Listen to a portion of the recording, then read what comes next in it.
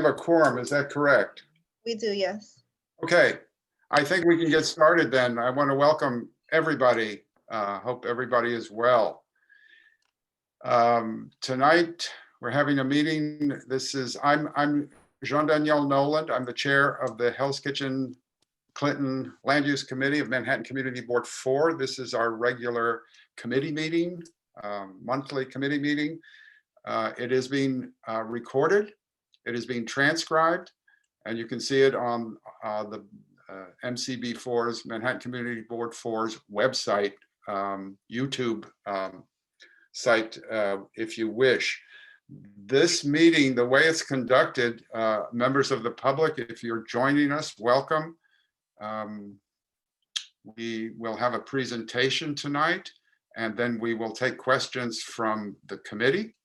And if members of the public want to weigh in, we'll call on them afterwards. And if you're calling in, it's *9.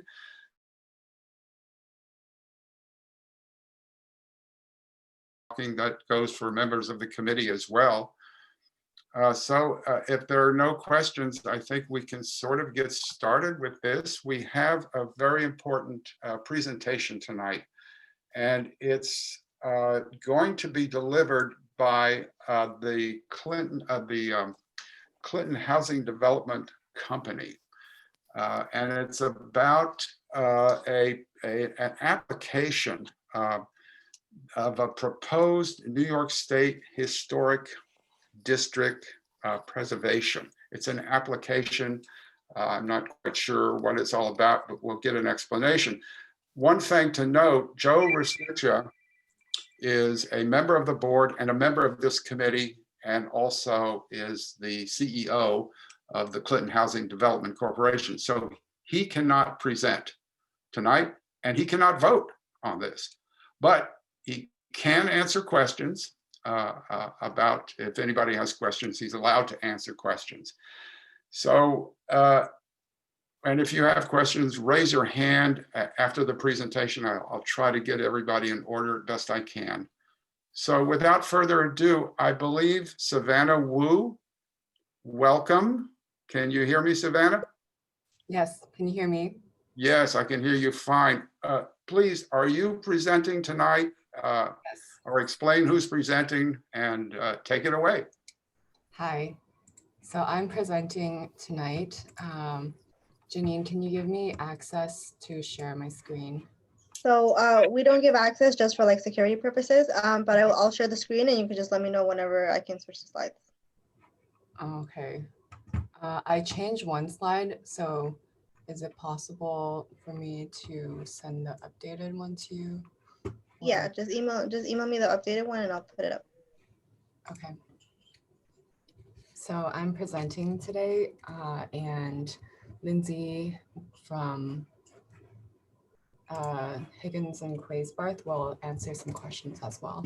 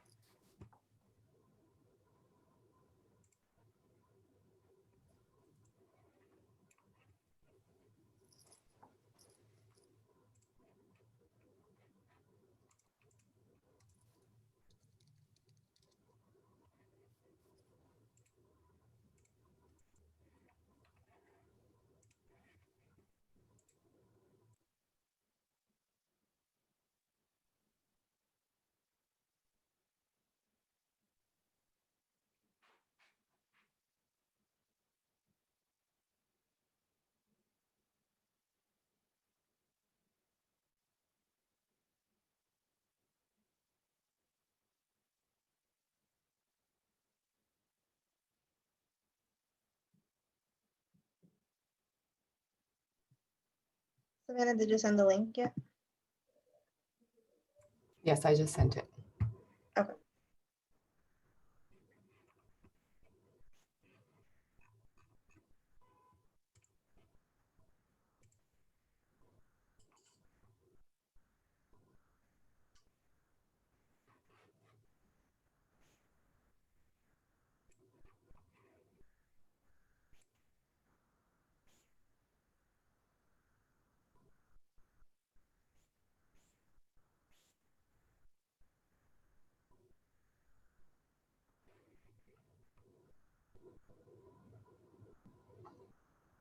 If it's not available, we can use the existing one. There's just a few small changes on one slide. Okay. Well, I'll get started with the one that you sent me originally, and then if the new one pops up, I'll switch it out quickly. Give me one second. Okay, thank you.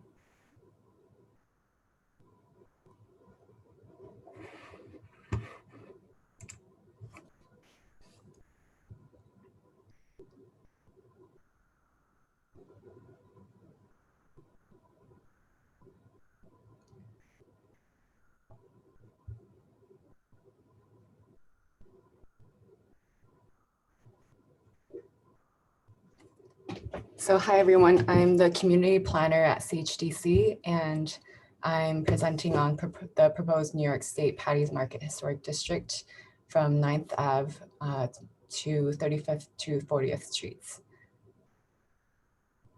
Next slide, please. So an overview of this project is that it's on the 9 block fronts on either side of 9th Avenue between around 35th to 40th or 41st Streets. And this area was home for half a century to one of the best known pushcarts districts in Manhattan, located between the 9th Avenue Elevated, also known as the L.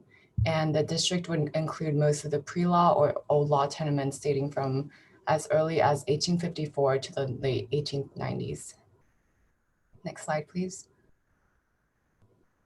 This encompasses the area in the Paddy's Market proposed historic district on a 1911 map. Next slide, please. And this is on a more recent 1985 map. Next slide, please. And though officially it was closed in 1938, the market persisted into the early 2000s, with several legacy stores still purveying food to the Clinton Hell's Kitchen community, and in many cases, their storefronts remain intact, even though they continue to house food stores and restaurants. And given its long history, its place in New York City lore, and its survival and spirit along the 9th Avenue, Paddy's Market deserves landmarks recognition, as written in Tony Robbins' report about the history of this area. Next slide, please. So the National Register of Historic Places uses criteria for evaluation that examine the quality of significance in American history, architecture, archaeology, engineering, and culture that is present in districts, sites, buildings, structures, and objects. And these resources must possess integrity of location, design, setting, materials, workmanship, feeling, association, and fall into at least one of 4 categories of historic context. Next slide, please. Paddy's Market would be significant under the following criterion. A, in the areas of commerce and social ethnic history, as a market that reflects the history of how working class New Yorkers sold and purchased food on the west side of Manhattan in the late 19th and early 20th centuries, as the market was a central feature of the neighborhood and supported and operated by those living in the neighboring tenements. The district also reflects larger national trends, including the late 19th century influx of immigrants and their food traditions and turn of the century developments in infrastructure and transportation that radically altered this area of the city and the region at large. It also meets criterion C for architecture as a collection of flats and old law tenements with storefronts, which were typical of development in the second half of the 19th century. The buildings are predominantly of the same height, materials, and style, and form a largely uniform streetscape. Next slide, please. The period of significance would be around 1854, when the earliest buildings were constructed, to 1974, the date of the first 9th Avenue International Food Festival. And the district boundaries are inclusive of the 9th Avenue corridor, primarily on the east side of the avenue, but also on the west side, as well as the intact collection of extant converted dwellings and tenements on the side streets, which are associated with the history of the market. Next slide, please. So Savannah, do you want me to jump in real fast? So hi, everyone. My name is Lindsay Peterson. I'm an architectural historian and preservationist at Higgins, Quaisbarth and Partners. And we're working with CHDC on submitting this National Register nomination for the Historic District. And so I'm sure many of you are familiar with local city designation, This is sort of just to familiarize you a little bit with what it means to be listed on the National Register. So Savannah, I actually asked her to change this particular slide because I gave her some wrong information, but I can still speak to this. So for those who aren't familiar with the National Register, it's mostly an honorary designation that leaves building owners largely free to do what they will with their buildings, but it does come with several benefits. First off is just official recognition of the properties that are significant to the nation, the state, local community. In this particular instance, we really are talking about the local community, and maybe, you know, there's a great story here about immigration trends that were happening, and so that speaks to maybe larger state and national contexts. Another benefit is tax incentives. So this would be for income producing properties that are contributing to the significance of the district. So each building is designated as either non-contributing or contributing. And those are eligible for a 20% federal income tax credit for a substantial rehabilitation of the historic properties. And there's also not-for-profit organizations. There's some availability of for grants, which sort of are, you know, public benefit projects. And, you know, hopefully all of this leads to heritage tourism and community revitalization. And then you know, there's one caveat. So while there's largely freedom, that if any state or federal funds are used, or if state or federal permits were required, proposed alterations, that's the only case where proposed work would be reviewed by SHPO staff. And this is part of the Section 106 process, which some of you may be familiar with. And that is all. So I will pass it back over to Savannah to keep going.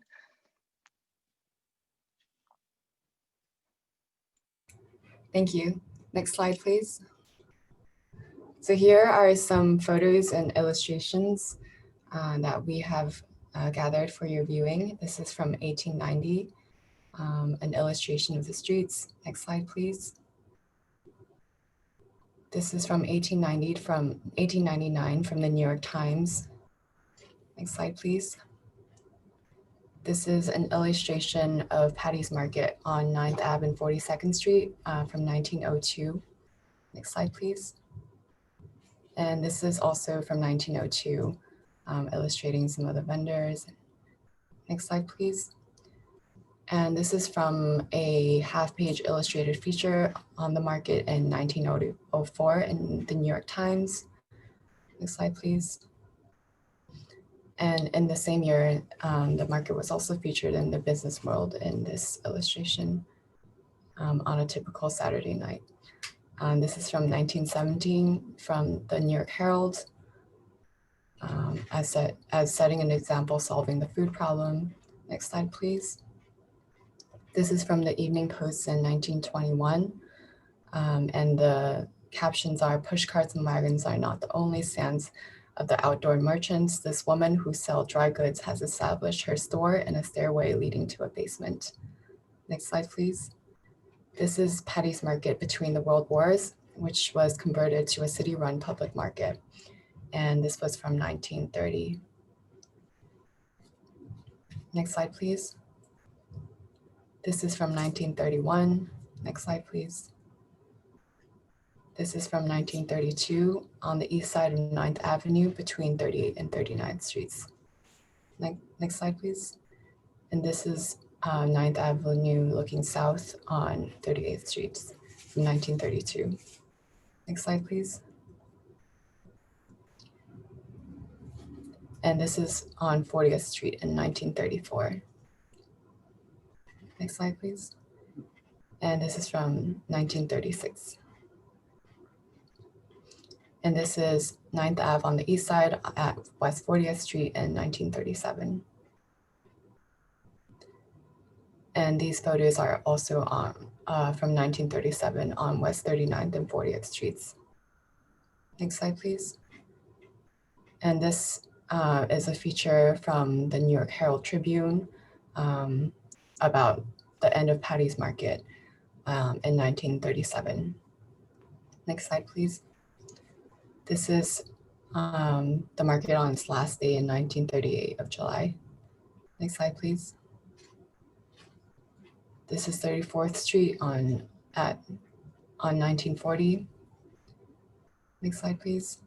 And this is 9th Ave looking north from 33rd Street in 1951. Next slide, please. And this is one of the last vendors on 40th Street and 9th Avenue who actually also lived on the block. Next slide, please. And here is the map again of the proposed Paddy's Market Historic District. And here are some photos of the current streetscapes. This is, yep, you can just scroll through them.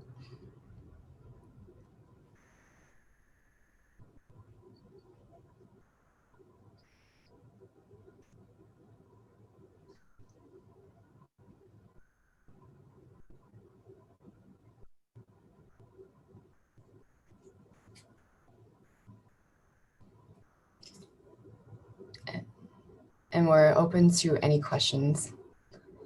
Thank you. Thank you. Thank you, Lindsay. Thank you, Savannah. Just some clarification. First of all, the term Paddy's Market is the term that was used by the New York Times, as you saw. It's kind of the name. Some people take offense to it, but we're using it in the historic context. That's what it was called. Secondly, as you all may know, the board and this committee hired Tony Robbins, who's a historic preservationist, to write a report on 2 proposed historic districts, one up north, Hell's Kitchen, and this one, Paddy's Market. That would be the New York City landmarking this area. This is the state. Now, before we go to questions, I want to ask Joe something. If you can just explain, why is CHDC giving this presentation? Are there other people involved? Could you explain that just to clarify? Sure. So as you know, we were all involved from the community in working with seeking the landmark designation for the Paddy's Market Historic District and Hell's Kitchen Historic District.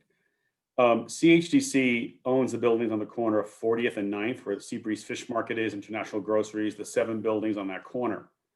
Those buildings were originally renovated back in 1996, and they are due to be renovated again through a city program, which is called Year 15, meaning after the low-income housing tax credits are over, buildings need major work.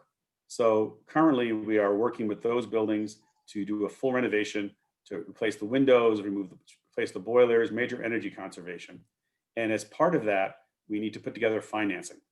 We approached our historic consultant when we had a gap in the financing and said, is it possible that this group of buildings on 40th and 9th could qualify as an historic building, and we could then use historic preservation tax credits to raise funds for the renovation, for the affordable housing there.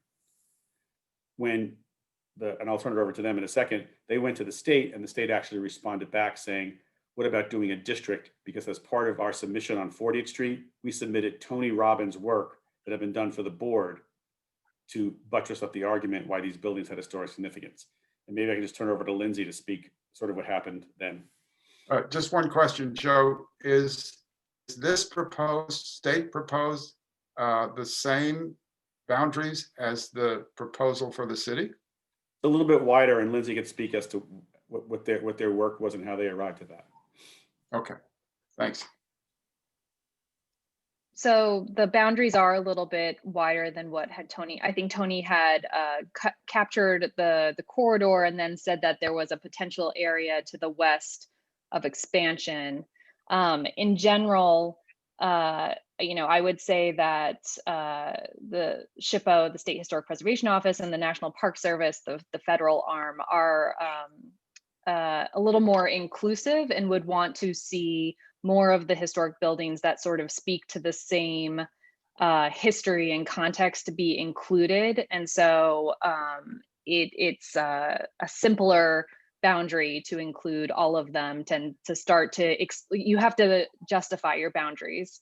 So if we started to bring them in, you'd have to explain why. And so this is sort of where we ended up with the larger boundary. Okay, thanks, If that makes Lindsay. sense. And Lindsay, could you just explain the process of the designation for National Historic Register and how the whole thing works?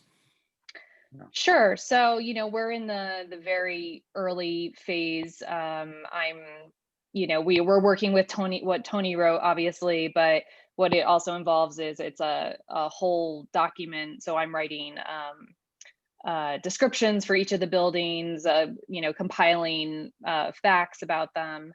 And so we'll submit a draft to the State Historic Preservation Office. They will comment on it. Hopefully we'll have more meetings with the community to explain, if there's more questions, if building owners have questions, how it would work. But essentially, I think the timeline we're looking at, and one of these meetings could actually be with the SHPO staff, where they could come help explain what everything means. But what this all leads to is a final draft of a designation report, which includes descriptions and the whole history. And then it goes to the state review board, and the state will vote on approving the historic district. And after that, then it goes down to Washington, D.C., where it gets listed on the National Register. So there's 2 steps in this process. So, but this is at least, all in all, probably another, a full year, if not more, to complete or to get to the final listing. And so just to make clear, from the Okay. Clinton Housing side, our intent is to help establish the National Historic Register District in order to qualify for historic preservation tax credits to raise funds to preserve the affordable housing on 40th and 9th. Okay, thank you, Joe. Thank you, Lindsay. Committee, are there questions from the committee? Just identify yourself. Paul, I see your hand raised. Paul Devlin. Both realistically and virtually, I raised my hand. One of the questions I have is how many buildings and how many property owners are there in this district? Because as I recall, during the SHPO approval process, if a certain percentage of property owners say they don't want to participate in this district, it can be rejected. And have you done outreach to a sufficient number of property owners to make sure that it doesn't get that far in the process and the property owners end up rejecting it? Good question.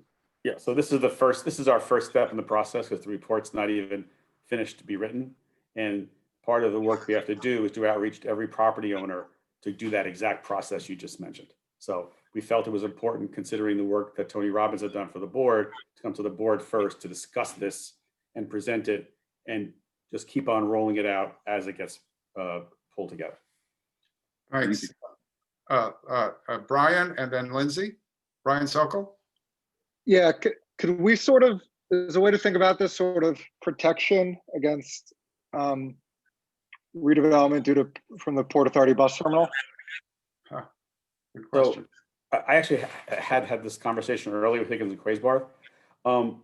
If there's a National Register designation, then, and if there were federal funds, which there will be used in the Port Authority bus terminal, they would have to go through this Section 106 process, which is the federal review for historic resources.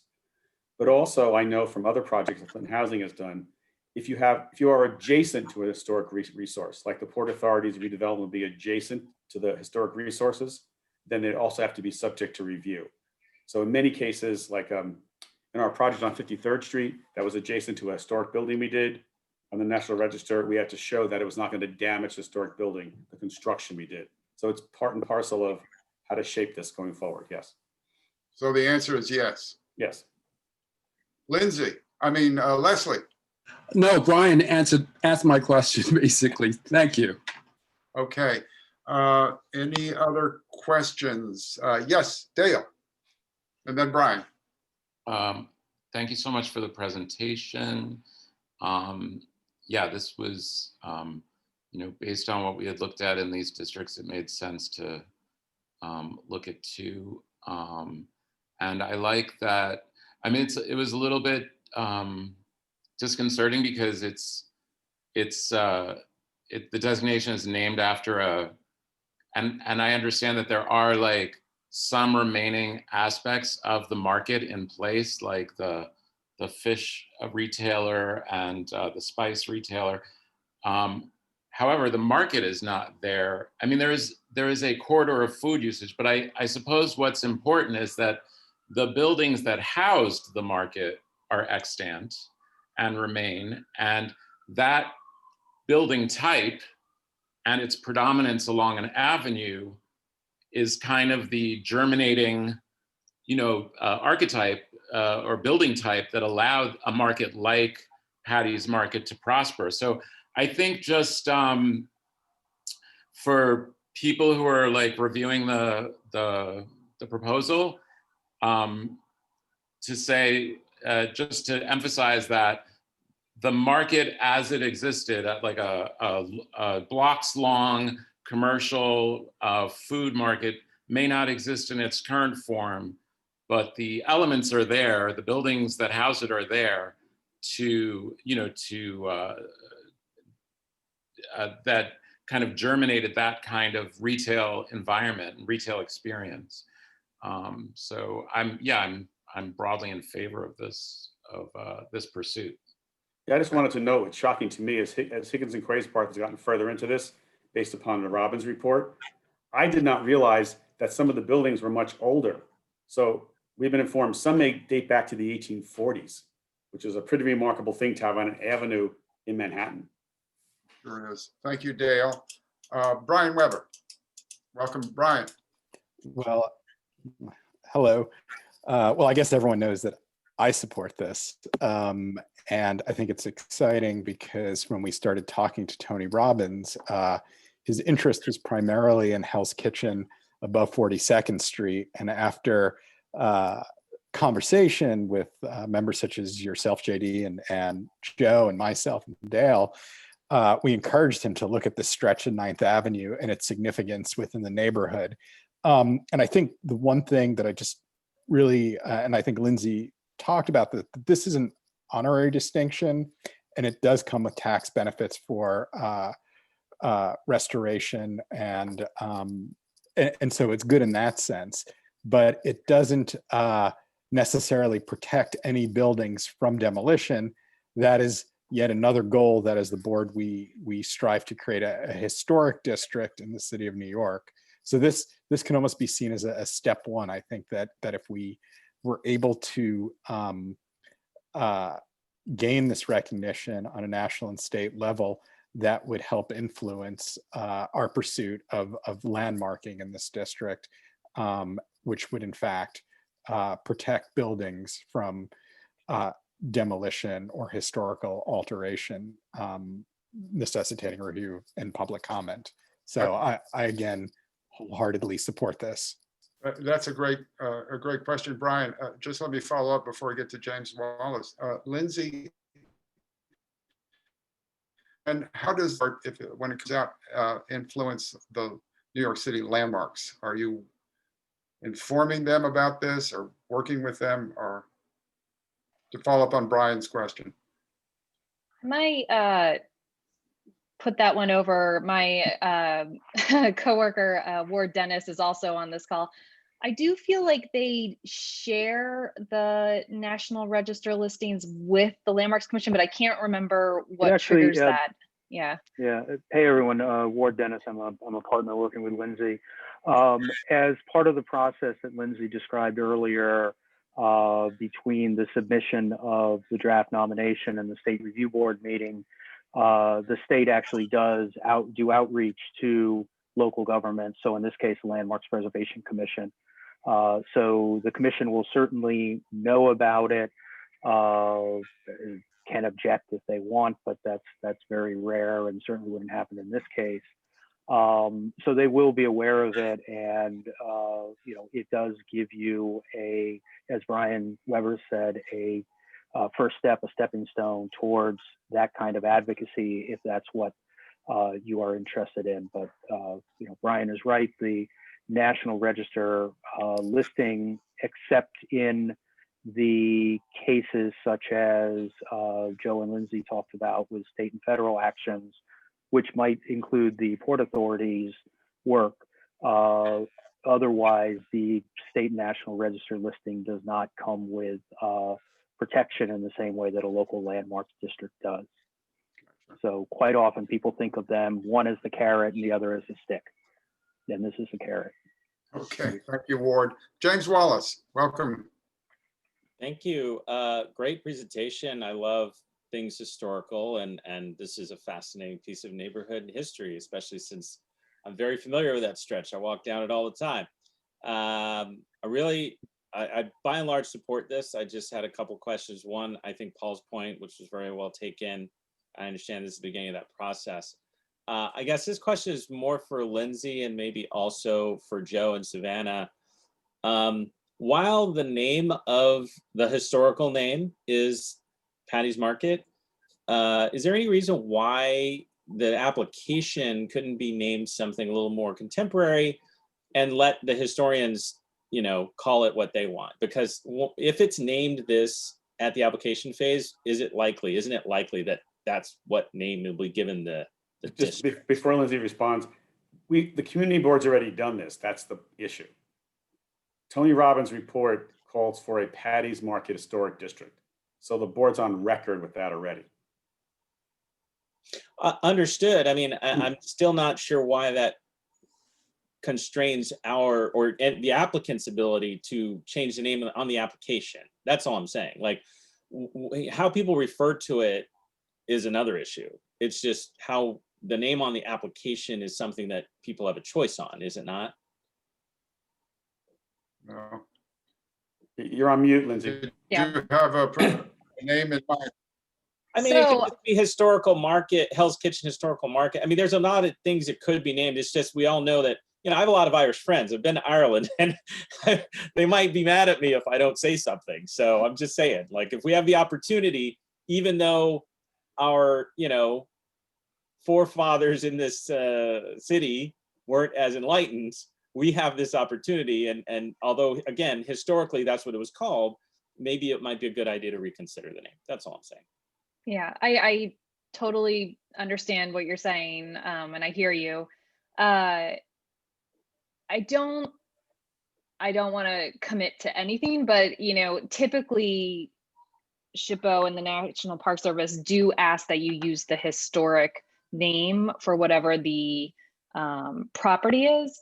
However, this would take some more digging in for me to do. I do believe I saw something quite early calling it the 9th Avenue Market.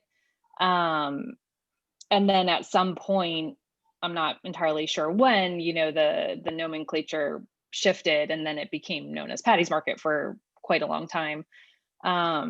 So, I don't think it's set in stone, but I think we would also have to talk to SHPO about what they thought made sense and was appropriate for the name.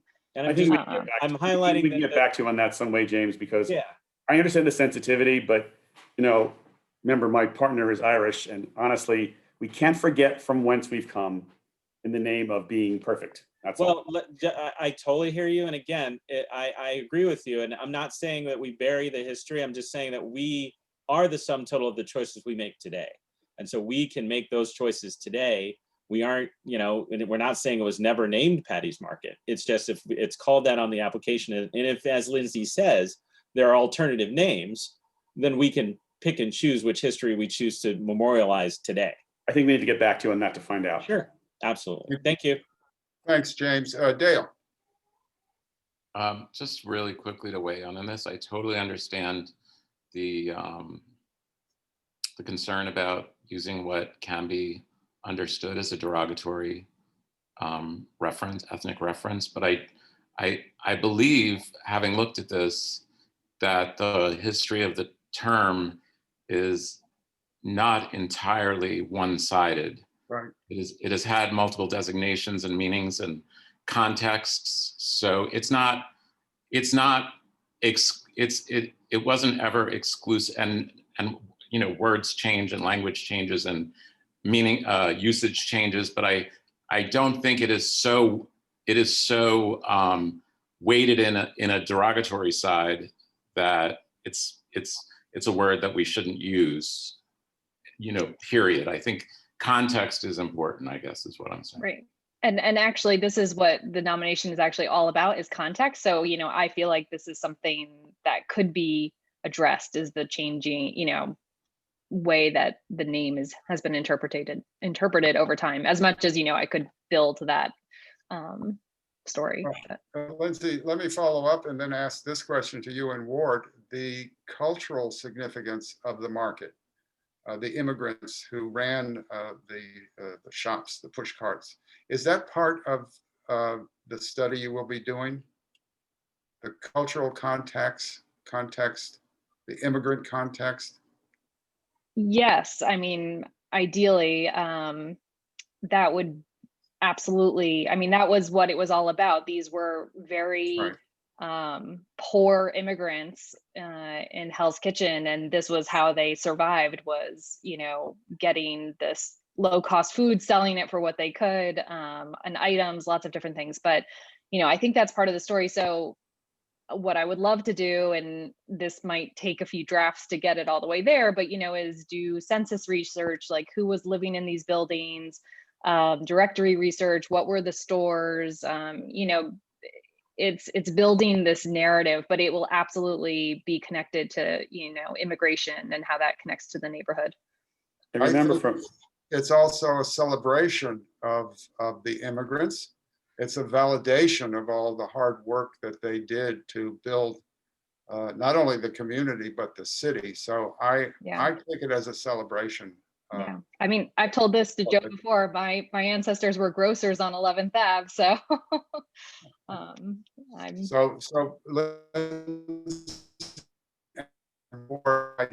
we would appreciate you sharing when you feel you have enough information with the community and the committee about your findings and your work. I'm sure we'd love to know about that. Are there any other? If Janine, yes, there's two attendees still with their hands up, so I'm going to bring them over. One is Michelle Diaz and the other one's Maria Ortiz. 1 second. Okay, great. Michelle Diaz, are you with us? Welcome.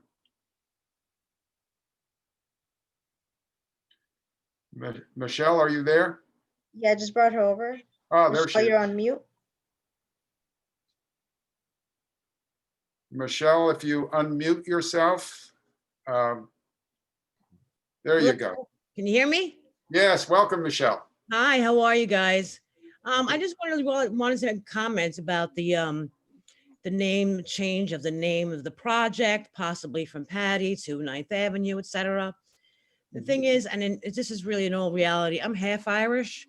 My ancestors have been, my Irish ancestors have been here for actually I'm like 6th generation. And, you know, a lot of times when people make the decision to maybe change a name, or we have to be sensitive to whatever, people who are saying that are saying it in sensitivity to someone else, not to themselves. By the same token, I have to be really honest with you, and I'll just put it bluntly, is that Irish, they're not insulted by Jack, okay? So it was Paddy's Market. It should remain Paddy's Market. That's the history. And the Irish were one of the very first immigrants in this neighborhood. So, you know, you can leave the Leprechaun and Lucky Charms box. Paddy came from Paddy's wagon. Paddy, you know, Paddy wagon, that's supposed to be after the Irish. We're proud of our history, good or bad, and it should remain Paddy's Market. And this is from an Irish person. So take it from me. I know that you want to keep your friends and say, oh, my friends are Irish, they might be whatever. I'm telling you now, you tell them Michelle Diaz said, or Michelle O'Connell Diaz said, that's not true. The Irish are not offended by Jack-ish. Just wanted to throw that in there, guys. It's got to stay Paddy's Market if you really want to be true to the history of Hell's Kitchen, okay? And I'm going to fight for that, all righty? I'll also just add, in case people aren't aware, that there were actually Paddy's markets all over the world in lots of different cities, which I found really interesting. So, you know, I think the term, it'll just be interesting to investigate a little bit more how the name came about, since it's sort of a more global name than just in this one location. So just a little side tidbit. If anybody has issues, we can send them to Michelle That's right. Send them to me. to talk with. No, she's such. Maria Ortiz, welcome. Hi, hello everybody. Hi, Maria. So, I never knew it was Michelle O'Connell Diaz. So that's interesting that My mother's maiden name is O'Connell, and that's my side that have been here for 5 generations before me. Yeah, but that's really cool. I never knew that was the half Irish and half Puerto Rican. Yeah. So I was gonna say I enjoyed the presentation because I like learning about history of New York, and any history of New York City is really cool to me. So that was really cool to see old school pictures of 9th Avenue. And I live right along 9th Avenue further up though. So that was, I liked those pictures and that presentation. The other thing I wanted to ask, the name came up a lot, but I feel like I'm missing something. I just didn't understand. And Lindsay, I think you just said, we don't know why it was called Paddy's Market, right? Is that what you just said? I think you just mentioned that. I mean, I think the implication is that there were mostly Irish peddlers at the beginning, at least, and that over time, it morphed into something else, and more inclusive of probably many, many different nationalities. And that's my guess. I'm deep into building descriptions and specific building history, and I haven't shifted back over to the wider history quite yet. So I don't know off the top of my head exactly how it came about. Oh, Joe. But it was referred in the New York Times more and more because the original peddlers were Irish. But over time, it became entirely multi-ethnic, and which is really amazing, it became a place not just for local people to shop. All of Manhattan came to get specialties here. And then those specialty stores migrated, specialty pushcart vendors migrated into the stores. And that's how we had this from 35th to 45th, all these specialty ethnic foods, which was the remnant of the Paddy's Market pushcart. Yeah, just to add a little color, just to add a little color to this. Yeah, it seems that at the time that the market became a destination, that a predominance of the vendors were Irish, and that reflects immigrant history in New York and the United States at large. They may not have had many other opportunities in employment. There were the Irish, like many groups, Southern Italians among them, were subject to employment restrictions when they came in large numbers. It was a kind of xenophobic impulse that happened to immigrant groups. And so them being vendors, them being pushcart peddlers was a kind of entrepreneurial opportunity that they could take of sometimes limited choices. And then as things advanced, obviously it opened up to more. So I do think in that regard, I do think it's important to reflect that history. And, it's like I said before, I don't think the term is singularly derogatory in any sense. It has been used in a derogatory manner, but it's not. Can I just ask? Some other terms we could point to which are understood to be singularly derogatory, and you wouldn't want to name a historic district after them. Correct, Dale. Thank you. Maria, did you? Yeah, my last question before I go. I feel a little ignorant, but I feel a little ignorant, so I need to ask this question for clarity. I'm confused about the reason it would be it seems a little derogatory to call it Paddy's Market. I think it's there has been a history of Paddy being used in a generalizing, derogatory way towards Irish people of Irish origin, but it hasn't been only used in that way. That's right.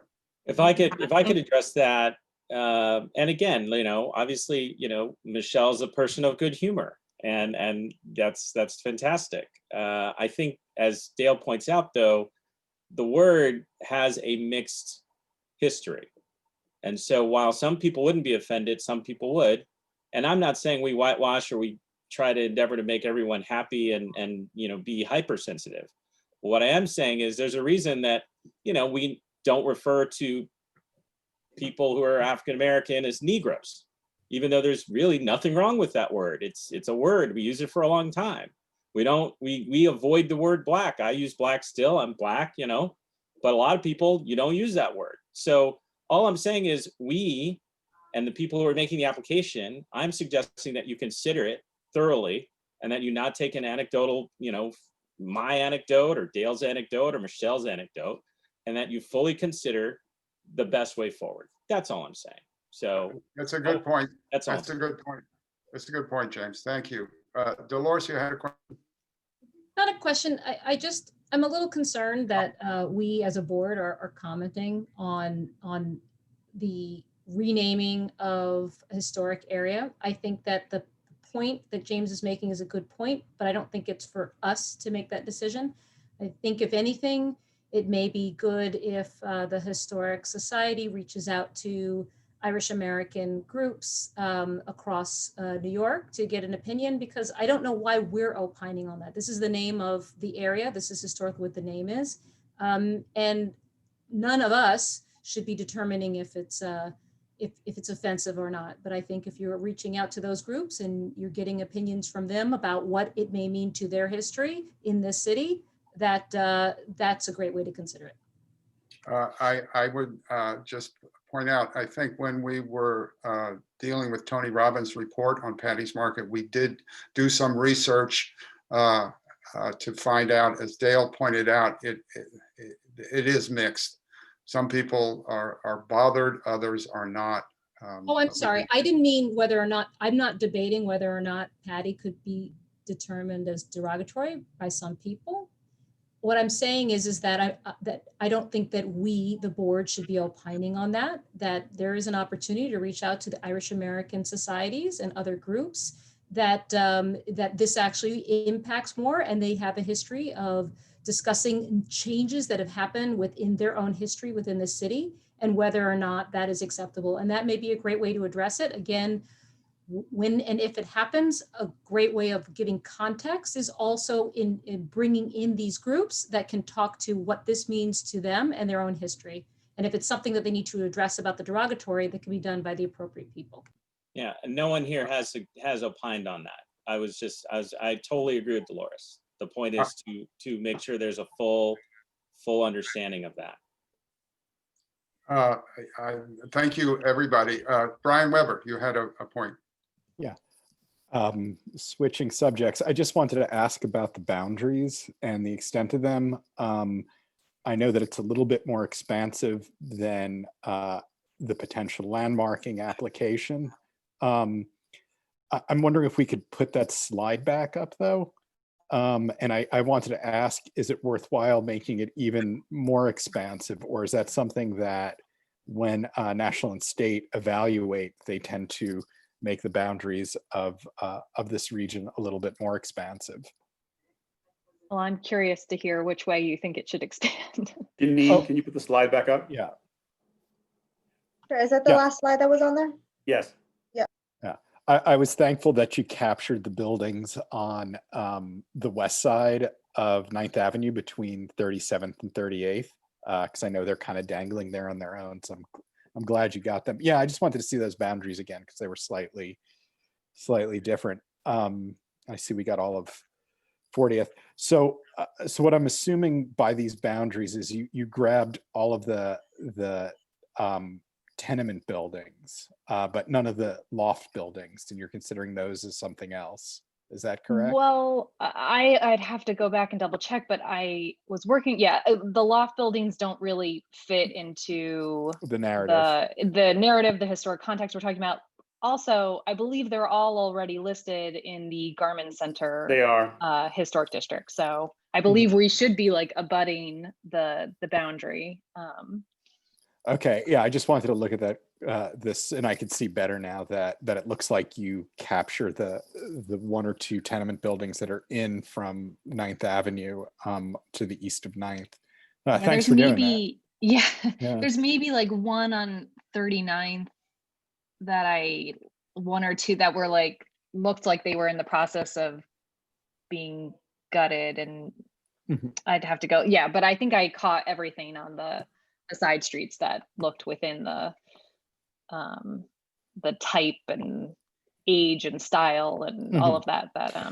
And the only thing that I wanted to ask about is, and I don't know if there is any way to capture these, but on 36, there's those several tenement buildings to the west of 9th Avenue on the south side of 36th Street.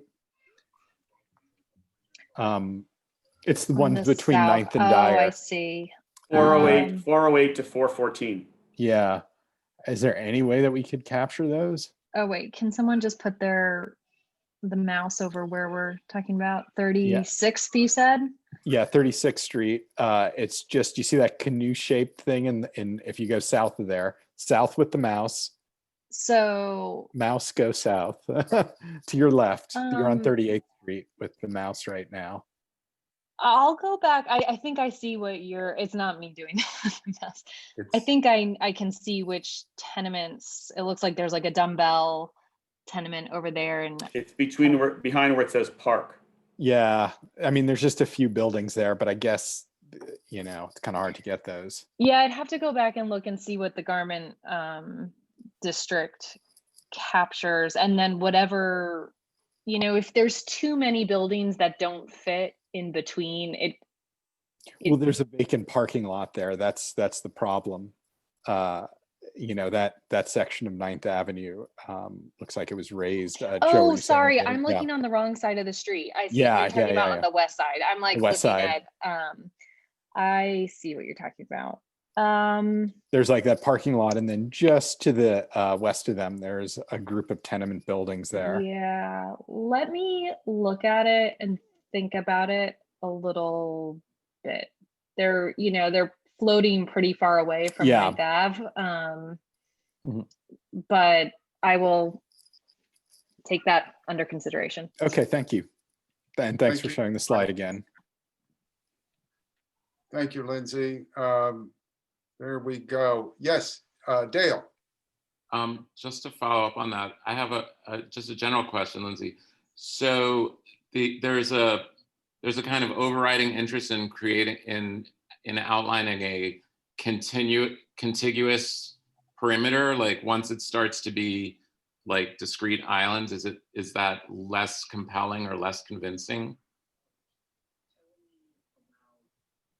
I think the National Register does not allow discontiguous districts. It would then be a second historic district.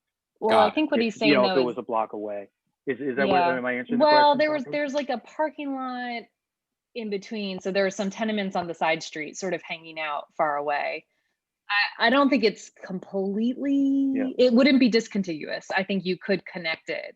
We'd have to look at those tenements, like and if those tangential. tenements could be considered contributing, then we could, the parking lot would then be included, but would be a non-contributing feature within the district. But you should remember it would it's really all by depend Edison on parking. what the tenements were.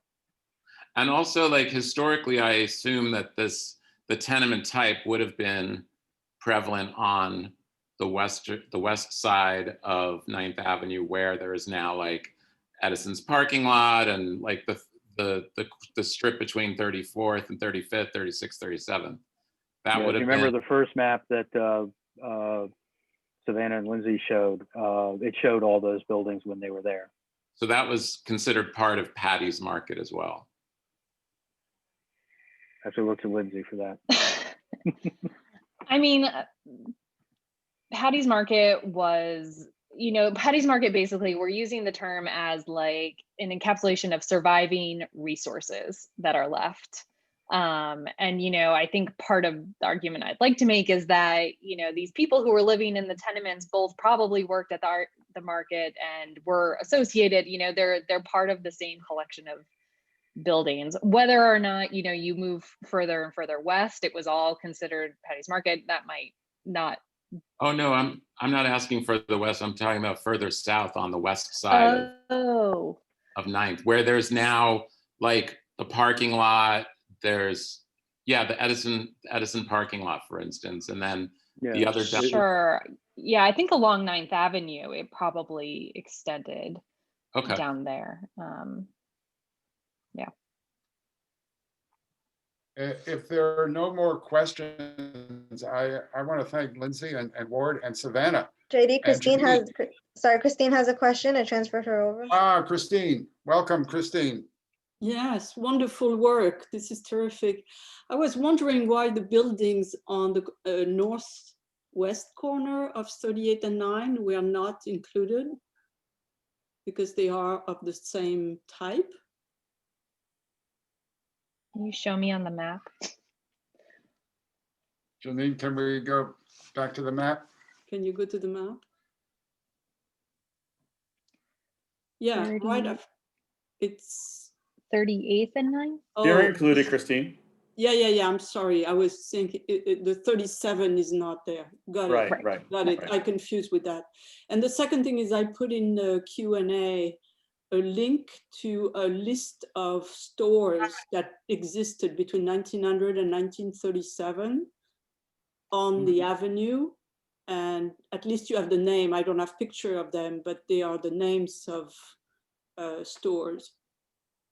Oh, in the chat, or the oh, I Q&A. see in the In the Q&A. Q&A, I put a Oh, link great. to a Dropbox, and this is the picture of a little, this was an invitation to a dance by a local group at the time, and they were supported by all the local stores. So they had listed all the stores that were on the avenue.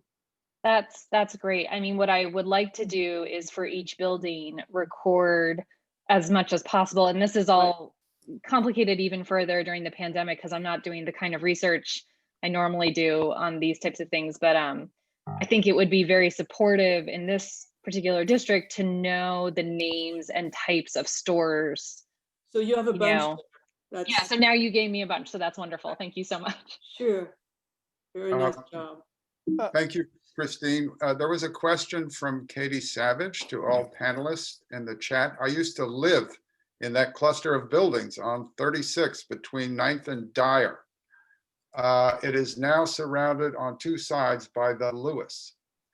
Will this historic district designation prevent more large buildings being put up? Can I speak to that, JD? Joe Restuccia. Okay, so the National Historic District does not prevent demolition, but we should know that as part of the Hudson Yards zoning Hell's Kitchen subdistrict, residential buildings cannot be demolished. It does not mean they cannot be altered or added to. So this is just one step as part of the National Historic Register. Hopefully, as we noted before, that could be very useful in getting the city in its agreement around the Garment Center to create a landmark district eventually on 9th Avenue and then north in Hell's Kitchen. So the answer is no, but maybe could be helpful. And Joe, it does make tax credits available to property owners. So, and under the tax credit, then you do have to follow the federal preservation guidelines that would not allow that. So hopefully more than Clinton Housing, owners other than Clinton Housing would take advantage. Okay, thank you. Paul Devlin, you had a question. Yeah, I put it in the chat box too. Does anybody recall what block is that flea market, the weekend flea market? Flea market's closed, Paul, a couple of years. But they're never going to come back. I mean, because I They're was out of thinking business. that is the model of what the Paddy market used to be. Right. And if we could keep that space for a future flea market, I think it makes some sense to maybe stretch the district a little bit west to incorporate those lots. That's all Port Authority owned land and it's part of the tunnel. Yeah. Excellent presentation, Savannah. So we just want to ask for your thank you so much, Ward. We just want to ask for your support in beginning this effort, knowing we will return again. We'd like to get a general support about pursuing this, and then we're going to be working with the Hell's Kitchen, Hudson Yards Hell's Kitchen bid to do outreach to the property owners too. Okay, so Joe, I'd rather you not make. I understand what you're saying. Would somebody? No, I'm asking for your support. That's all. Would somebody like to make a motion? Dale. I'll make a motion to support the pursuit of this Paddy Market Historic District, with the understanding that CHGC will work with Hell's Kitchen, Hudson Yards bid. Should I add in the Hell's Kitchen South Coalition as well, Joe? I would say anyone you think that is useful. Yeah, any of the neighborhood groups to elicit continued support of this endeavor. And Paul, do you want to add your point about reaching out to the property owners? Your Yeah. initial point, the importance of reaching out? Yeah, that's what I mean. That Joe just mentioned that, and working in conjunction with Hudson Yards Coalition. Yeah, Gotcha. absolutely. Thank- Second the Thank you. motion. Second the So we motion. have a motion, we have a second. Any discussion about the motion? Dale, did you have a question? No? Okay, so we have a motion to, yes, Paul? And do we need to include some language, the lengthy discussion we had about the research on the name of Paddy's Market, just to make sure that we're not the only ones opining on that, that we get some statement to the effect that Paddy's Market is not offensive? As a Mick, I'll say it's not offensive. As a Mick, I say it's not offensive too. Michelle, I think. Being a voice, I would find that concur. offensive, Paul. Yeah, is Michelle Diaz still on here? I guess not. These are my grandfather's, my Irish grandfather's diplomas and my great grandfather's medallions from serving on the Boston City Council, all Irish immigrants. Well, I think we could use those in the letter, that documentation. Please provide that, Paul, if you could. Yeah. So we okay. have a motion, we have a second. Any more discussion about this? And we'd certainly like to thank Lindsay and Ward and Savannah for this presentation. And Janine, thank you for coordinating everything once again so well. All in favor of the motion? Aye. Is any opposition? Any present but not eligible? Wait, hang on a second. Brian Sokol, were you I see opposed? one. No? Okay. Ryan's for. So Janine, has everybody been accounted for? Yep, I got everyone. Okay. That was the only item on the agenda tonight, unless there's any old or new business. Motion to adjourn? We have a motion to adjourn. Second. We have a second. All in favor? Thank you, Janine, and thank you, everybody, and thank you, Michelle. Hey, Joe, you give me a Thank you call. very much. Thank you all. Thanks, everyone. You Have a guys. good night. Joe, you Thank give me a you all. call. Happy holidays, everyone. Thank you. Be safe.